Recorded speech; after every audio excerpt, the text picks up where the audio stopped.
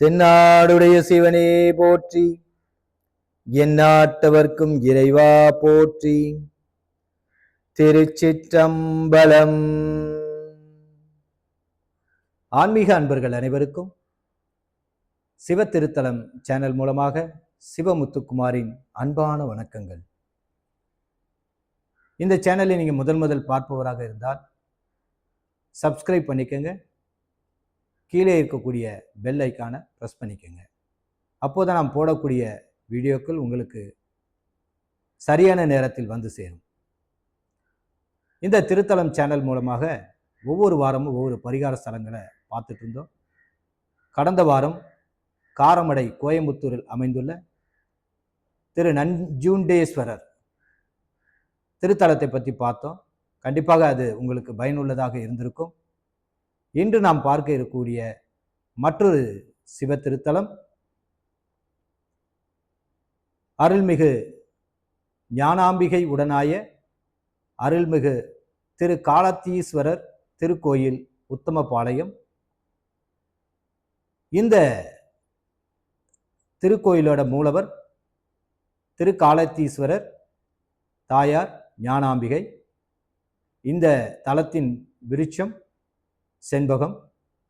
இந்த திருத்தலம் அமைந்துள்ள இடம் உத்தமபாளையம், தேனி மாவட்டத்தில் அமைந்துள்ளது. இந்த ஸ்தலத்தை பற்றிய ஒரு சின்ன குறிப்பு சொல்லணும் அப்படின்னா, அந்த காலத்தில் ராஜாக்கள் ஆண்ட நேரம் அந்த அரசர் ஒருவர் முருகப்பெருமான வழிபாடு செஞ்சுக்கிட்டு இருந்தார். அதே பகுதியைச் சேர்ந்த மற்றொரு சிவபக்தர் இந்த அரசவையில் ஒரு முக்கியமான நிர்வாக பொறுப்பை ஏற்று நடத்தி கொண்டு சிறப்பாக செய்து கொண்டிருந்தார். அவர் காளஹஸ்தியில் இருக்கக்கூடிய திரு காளஹஸ்திநாதர் அவரை தினமும் வழிபாடு செய்து வந்தார். அடிக்கடி அங்கே போயிட்டு வருவார். காலத்தீஸ்வரர் வழிபாடு செஞ்சு அவர் மிகுந்த சந்தோஷம் அடைஞ்சு கொண்டு இருந்தார். இவ்வாறு பல நாள் செஞ்சு கொண்டு இருக்கும்போது அவருக்கு வயது முதிர்ச்சியின் காரணமாக அவரால் அங்கு செல்ல முடியவில்லை. ஆகவே அந்த மனவேதனை அடைந்து இறைவனிடம் வேண்டுறாரு. இறைவா, என்னால் அந்த இடத்துக்கு வர முடியலையே, நான் இத்தனை நாளாக உங்களோட வந்து பார்த்தேனே, இப்போ என்னால் வர முடியல, என்ன செய்வேன், உன்னை பார்க்காம என்னால் இருக்க முடியலையே அப்படின்னு வேதனையை வெளிப்படுத்தும் போது சிவபெருமான் அவர் முன்னால் தோன்றி அவருடைய கோரிக்கையை ஏற்று அந்த இடத்துல லிங்க ரூபமாக காட்சி கொடுக்கிறார். அப்படிப்பட்ட உருவான இடம்தான் நாம் இப்பொழுது பார்க்க போகிற காலத்தீஸ்வரர் கோயிலாக இருக்கக்கூடிய உத்தமபாளையத்தில் அமைந்துள்ளது. இந்த கோயில் மற்றொரு சிறப்பு என்ன சொல்லணும் அப்படின்னு பார்த்தீங்கன்னா, அங்கே இருக்கக்கூடியது வடகாளஹஸ்தி, இந்த இடத்தை தென்காளஹஸ்தின்னு சொல்லுவாங்க. அதே போல் திருக்காளஹஸ்தீஸ்வரர் என்றும் சொல்லி அந்த இடத்தை வழிபடுறாங்க. இவ்வாறு நடந்து கொண்டிருக்கும் போது அங்கே இருக்கிற பக்தர்கள், நம்ம காலத்தீஸ்வரருக்கு கோயில் வச்சுட்டோம், அதே போல் அம்பிகைக்கும் நம்ம கோயில் வைக்கணும் இல்லையா, அம்பிகைக்கு கோயில் வைப்போம் அப்படிங்கிட்டு எல்லாரும் சேர்ந்து கூடி பேசி கோயில் வைக்கிறதுக்கான ஏற்பாடு செய்கிறாங்க. அந்த ஏற்பாடு செய்யும்போது பல தடைகள் அவர்களுக்கு ஏற்பட்டுக்கிட்டே இருக்கு. அந்த சிலைகளோட வடிவமைப்பு சரியான முறையிலே அமையவே இல்லை.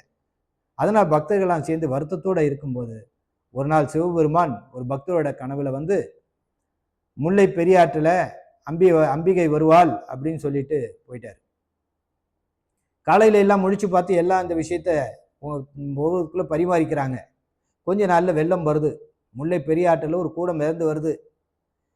அந்த கூடையை திறந்து பார்த்தா அதுக்குள்ள அம்பிகை படுத்திருக்காங்க. பக்தர்களுக்கெல்லாம் ஒரே மகிழ்ச்சி. அம்பிகை கொண்டு வராங்க, கொண்டு வந்து அங்கே பிரதிஷ்டை பண்றாங்க. எப்படி காளஹஸ்தியில அம்பிகைக்கு ஞானாம்பிகை என்ற ஒரு பெயர் வச்சு அங்கே வழிபடுறாங்களோ அதே பேர் அங்கே கொண்டு வந்து ஞானாம்பிகை அப்படின்னு சொல்லி அந்த இடத்துல வழிபாடாக, சிறப்பு வழிபாடாக அந்த இடத்துல செய்கிறாங்க. இவ்வாறு இந்த ஸ்தலம் அந்த இடத்துல உருவாக்கப்பட்டது. அதே போல காளஹஸ்தீஸ்வரருக்கும் ஞானாம்பிகைக்கும் இடையில சண்முகரோட தனி சன்னதியும் இருக்கு. இப்போ பாருங்க, மற்ற திருத்தலங்கள் எல்லாம் போனீங்கன்னா நீங்கள் சண்முகரை தனியாக வணங்கணும், அம்பிகை தனியாக வணங்கணும். ஆனால் இந்த திருத்தலத்தில் 2 பேருக்கும் தனித்தனி சன்னதிகள் இருந்தாலும் ஒரே நேரத்தில் இருவரையும் வழிபட முடியும். ஏன்னா இந்த அவ்வளவு பெரிய சிறப்பு வாய்ந்த இடமாக இந்த திருத்தலம் அமையப்பட்டிருக்கு. தாய்க்கும் மகனுக்கும் உள்ள ஒற்றுமை பரிகார ஸ்தலமாக இந்த இடம் விளங்கிக்கிட்டு இருக்கு. அவ்வளவு சிறப்பு வாய்ந்த தவம் இடம். அதே போல தாயாருக்கும் மகனுக்கும் உள்ள பிரிவுக்கு ஏற்பட்டு இருக்கிறவங்க, பிரிந்து இருப்பவர்கள், தாய் இந்த அம்பிகை கிட்ட வேண்டி என்னுடைய மகன் என்னுடைய இணையனும் சேரணும், ஒன்றாக இருக்கணும்னு சொல்லி வேண்டுதல் பண்ணும்போது இதையெல்லாம் நிவர்த்தியாக்கி கொடுக்கக்கூடியது அம்பிகை இந்த இடத்துல செய்கிறாங்க.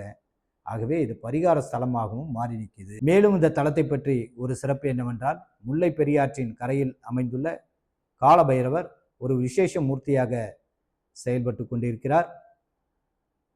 முன்ஜென்ம வினைகளை தீர்ப்பதற்கும் மன்னிப்பு கேட்பதற்கும் முக்தி பெறுவதற்கும் இந்த ஸ்தலம் ஒரு சிறப்பு வாய்ந்த தலமாக இருக்கிறது.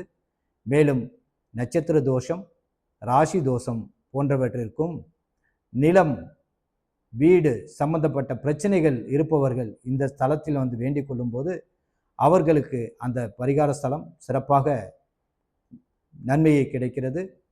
மேலும் அந்த ராசிக்குரிய சக்கரத்தின் கீழ் நின்று சிவபெருமானை வழிபடும் போது அவர்களுடைய தோஷங்கள், வாஸ்து சம்பந்தப்பட்ட தோஷங்களும் நிவர்த்தி செய்யப்படுகிறது. அவ்வளவு சிறப்பு வாய்ந்த இந்த ஸ்தலம் விளங்குகிறது. மேலும் இந்த சிவபெருமான் இருக்கக்கூடிய அதே ஸ்தலத்திலே, காளஹஸ்தியர் இருக்கக்கூடிய இடத்துக்கு அருகிலே கண்ணப்ப நாயனருக்கு ஒரு தனி சன்னதியும் இருக்கிறது. சிவராத்திரி அன்று காளஹஸ்தியருக்கும் கண்ணப்பருக்கும் சிறப்பு பூஜைகள் நடைபெறுகிறது. ஒவ்வொரு முறையும் ஒவ்வொரு நேரங்களிலும் இந்த சிறப்பு பூஜை ஒவ்வொரு ஆண்டும் சிவராத்திரி என்று நடைபெறுகிறது. அவ்வாறு சிவராத்திரி அன்று இருவருக்கும் அபிஷேகம் செய்து, நெய்வேத்தியம் செய்து, சர்க்கரை பொங்கலிட்டு வேண்டிக் கொள்ளும் போது அவர்களுக்குரிய பிரச்சனைகள், முக்கியமாக கண் நோய் சம்பந்தப்பட்ட பிரச்சனையில் உள்ளவர்கள் இந்த பரிகாரம் செய்து பயனடைந்து நிவர்த்தி ஆகிறது. அவ்வளவு சிறப்பு வாய்ந்த தவம் தலமாக இந்த இடம் அமைய பெற்றுள்ளது. மேலும் இந்த தலத்தை பற்றி பார்க்க வேண்டும் என்றால், இது ஒரு வாயு ஸ்தலமாக, பஞ்சபூதங்களில் ஒன்றான வாயுக்கு ஸ்தலமாக இருக்கிறது. இதனால் இங்கே இருக்கக்கூடிய சிவபெருமான் வாயு அம்சமாக காட்சி கொடுக்கிறார். அதனால் வாயு லிங்கேஸ்வரர் என்றும் தீண்டாத திருமேனியன் என்றும் அழைக்கப்படுகிறார். இங்கு ராகு கேதுக்கென்று தனித்தனி சன்னதிகள் இருக்கிறது. அவர்கள் மனைவிமார்களுடன் காட்சி கொடுக்கிறார்கள். ஒவ்வொரு ஞாயிற்றுக்கிழமைகளிலும் ராகு காலத்தில் மாலை 4:30 6 மணி வரை சர்ப்பதோஷ பரிவார ஹோமம் நடத்தப்படுகிறது.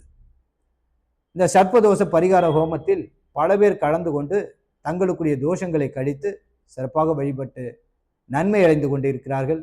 ஆகவே அனைவரும் தோஷ பரிகாரம் உள்ளவர்கள் கோயிலுக்கு சென்று தங்களை தோஷங்களை கழித்து நன்மை அடைய வேண்டும். இந்த கோயிலோட மேலும் ஒரு பிரார்த்தனை என்னவென்றால், ராகு கால தோஷத்தான், அந்த தோஷத்துக்கான பரிகாரத்துக்கு அவங்க அந்த கோயிலில் போய் வேண்டிக்கிறாங்க.